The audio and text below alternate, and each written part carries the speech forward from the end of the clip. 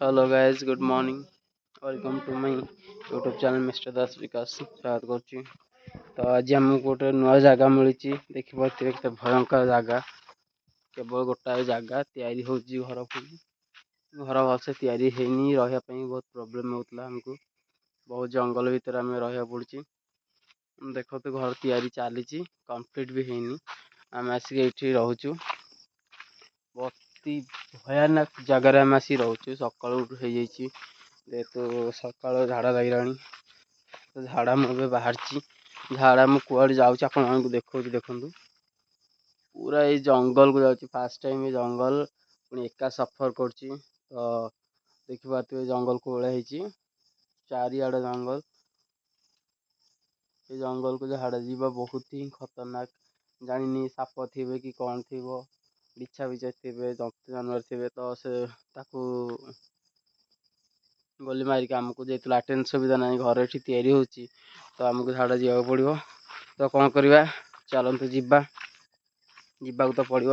ତ ମୁଁ ଆପଣଙ୍କୁ ଦେଖାଉଛି ବ୍ୟାକ୍ କ୍ୟାମେରାରେ ମୋର। ତ ଭିଡ଼ିଓକୁ ଲାଇକ୍, କମେଣ୍ଟ, ସେୟାର, ସବସ୍କ୍ରାଇବ୍ କରନ୍ତୁ। ଜଲ୍ଦି ଯାଇ ବେଲ୍ ଆଇକନ୍କୁ ଦବାଇ ଦିଅନ୍ତୁ। ଆପଣଙ୍କୁ ମୁଁ ଦେଖାଉଛି ଏଠି ଜଙ୍ଗଲ କେମିତି କ'ଣ ରହୁଛି। ସରି ଗାଇସ୍, ଝୁଣ୍ଟି ପଇଲି। ବହୁତ ବଡ଼ ଜଙ୍ଗଲ ନା, ତ ରିକ୍ସ ଜଙ୍ଗଲ ଏଇଟା ଟିକେ ଅଛି। ତ ସେ ଜଙ୍ଗଲ ମୁଁ ଯାଉଛି, ଦେଖିପାରୁଥିବେ ବସିକା। ପୁରା ହେଭି ଜଙ୍ଗଲ ଦେଖିପାରୁଥିବେ। ମୋ ଚାରି ପାଖ ପୁରା ବଣ। ମୋ ସାଥିରେ ବି କେହି ନାହାନ୍ତି, ଦେଖିପାରୁଥିବେ। ମୁଁ ଟୋଟାଲି ଏକା ହିଁ ଆସିଛି ଏଇଭଳିଆ ଜଙ୍ଗଲକୁ। ଏଭଳିଆ ଜଙ୍ଗଲରେ ଏକା ଆସିବା ଭୟାନକ କଥା, ଯେହେତୁ ଆମର ଏଇଟା ଫାଷ୍ଟ ଟାଇମ୍। ତ ଏମିତିଆ ଜଙ୍ଗଲରେ ଏକା ସଫର କରୁଛି, ଦେଖିପାରୁଥିବେ। କଣ୍ଟା ଆଉ ଗୋଡ଼ି ଦେଖିପାରୁଥିବେ, ବହୁତ ସାରା ଗୋଡ଼ି ଦେଖିପାରୁଥିବେ ଗାଇସ୍, କେମିତି ଗୋଡ଼ି ହେଇଛି। ଯାଉଛି କୋଉଠି ଗୋଟେ ଦେଖିକି ଝାଡ଼ା ବସିବୁ।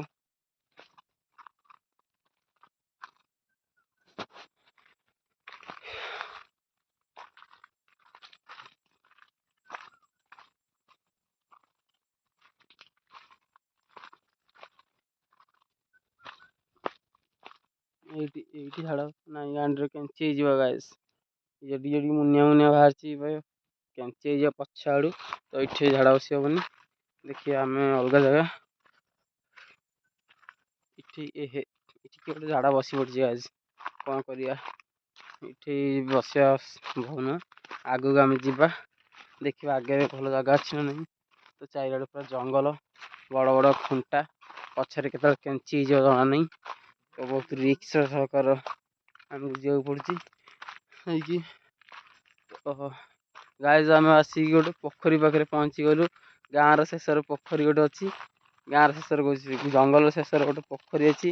ଆମେ ଆସିକି ପୋଖରୀ ପାଖରେ ପହଞ୍ଚି ଯାଇଛୁ। ଘଞ୍ଚ ଜଙ୍ଗଲ ଭିତରେ ଗୋଟେ ପୋଖରୀ ଅଛି। ଆଉ ସବୁଠୁ ଇଣ୍ଟରେଷ୍ଟିଂ କଥା ହେଉଛି, ଏଠି ବୋଧେ ପାଣି ଦିଆହେଉଛି ନା କ'ଣ। ମଟରଟେ ବି ଲାଗିଛି, ଆଉ ବୋରିଂ ହେଇଛି, ପାଣି ନେଉଛନ୍ତି ଲୋକ କ୍ଷେତକୁ ବୋଧେ। ତ ଫାଇନାଲି ମୁଁ ଆପଣଙ୍କୁ ପୋଖରୀ ପାଖରେ ପହଞ୍ଚିଗଲି। ଆଉ ଗୋଟେ ନୂଆ ପୋଖରୀ। ମୁଁ ଏକାଥରେ ସାବୁନ ତେଲ ସବୁ ଧରିକି ପଳେଇ ଆସିଛି ଗାଧୋଇବା ପାଇଁ। ଦେଖିପାରୁଥିବେ ଏଇଟା ହେଉଛି ସେ ପୋଖରୀ। ଏଇଟା ହେଉଛି ସେ ମଟର ଯେଉଁ ପାଣି ଲଗାଇବା ପାଇଁ। ଆଉ ଏଇଟା ହେଉଛି ଜଙ୍ଗଲ, ପୁରା ଭରା ଜଙ୍ଗଲ ଅଛି। ଦେଖିପାରୁଥିବେ ବ୍ୟାକଗ୍ରାଉଣ୍ଡରେ ବି କେହି ନାହାନ୍ତି। ତ ଏମିତି ଘଞ୍ଚ ଜଙ୍ଗଲକୁ ଆମେ ଆସିଛୁ। ଡର ଲାଗୁଛି ଗାଏସ୍, ଯେହେତୁ ଫାଷ୍ଟ ଟାଇମ୍ ନୂଆ ଜାଗା। ତ ଏଇଠି ପୋଖରୀ କେତେ ପାଣି ଅଛି କ'ଣ ଅଛି ଜଣା ନାହିଁ, ଫିର୍ ବି ମୁଁ ଆଇଛି।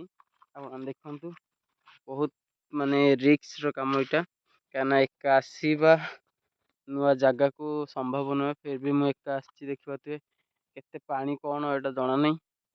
ତ ଏଠି ମୁଁ ଗାଧେଇବି, ଟିକେ ଭୟ ଲାଗୁଛି, ତଥାପି ଫିର୍ ବି କ'ଣ କରିବା, ଯେହେତୁ ରୁମ୍ରେ ସୁବିଧା ନାହିଁ ଗାଧୋଇବା ପାଇଁ, ବାହାରକୁ ବାଧ୍ୟ ହେଇକି ଆସିବାକୁ ପଡ଼ୁଛି। ଯେହେତୁ କଳାକାର ଜୀବନ, କଳାକାର ଲାଇନ୍ ବହୁତ ଷ୍ଟ୍ରଗଲ୍ ଲାଇନ୍। ଆପଣମାନେ ଜାଣିଥିବେ, ଗୋଟେ କଳାକାରକୁ ବହୁତ କଷ୍ଟ କରିବାକୁ ପଡ଼େ, ଲୋକଙ୍କୁ ଟିକେ ଖୁସି ଦେବା ପାଇଁ, ହସାଇବା ପାଇଁ। ତ ସେ ସଫରରେ ମୁଁ ପାଦ ଦେଇଛି। ତ ଆଜି ଆର୍ଟିଷ୍ଟ, ତ ଏସବୁ ଟିକେ ସହିବାକୁ ପଡ଼ିବ ନା, ଏଇଟା ନର୍ମାଲ୍ କଥା। କେଉଁଠି ସୁବିଧା ଅଛି, କେଉଁଠି ଅସୁବିଧା ଅଛି, ସବୁଦିନ ଆମକୁ ସୁବିଧା ମିଳିବ ବୋଲି ତାର ଗ୍ୟାରେଣ୍ଟି ନାହିଁ। ତ ଆଜି ଅସୁବିଧା ପଡ଼ିଛି, ତ ଅସୁବିଧାରେ ବି ଆମକୁ ରହିବାକୁ ପଡ଼ିବ। ଷ୍ଟ୍ରଗଲ୍ କରିକି, ତ କିଛି ଅସୁବିଧା ନାହିଁ। କାହିଁକିନା ପୋଖରୀ ମୁଁ ଗାଧୋଇବାର ଅଭ୍ୟାସ ଅଛି। ଗାଁରେ ବି ମୁଁ ପୋଖରୀରେ ଗାଧାଏ। ତଥାପି ପୋଖରୀ ଗାଧୋଇବା ଛାଡ଼ି ଦେଇଛି ମୁଁ 10th ପରଠୁ ପୋଖରୀ ଗାଧୋଇବା ଛାଡ଼ି ଦେଇଯାଇଛି 7-8 ବର୍ଷ ହେବ। ଫିର୍ ବି ମୁଁ ଗାଧୋଇବି, ପାଣିର ମଜା ନେବି। ତ ଯେଉଁମାନେ ମୋ ଚ୍ୟାନେଲରେ ନୂଆ ଅଛନ୍ତି ସବସ୍କ୍ରାଇବ୍ କରୁନାହାନ୍ତି, ଲାଇକ୍ କରୁନାହାନ୍ତି, ଦୟାକରି ଜଲ୍ଦି ଜଲ୍ଦି ଯାଆନ୍ତୁ, ଲାଇକ୍ କମେଣ୍ଟ ସେୟାର ସବସ୍କ୍ରାଇବ୍ କରନ୍ତୁ। ଆମେ ଏବେ ଗାଧୋଇବା ଫାଇନାଲି ଗାମୁଛା ନେଇ ଆସିଛି।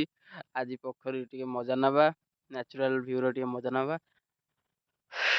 ଗାଧୋଉଛି, ବାଏ ବାଏ।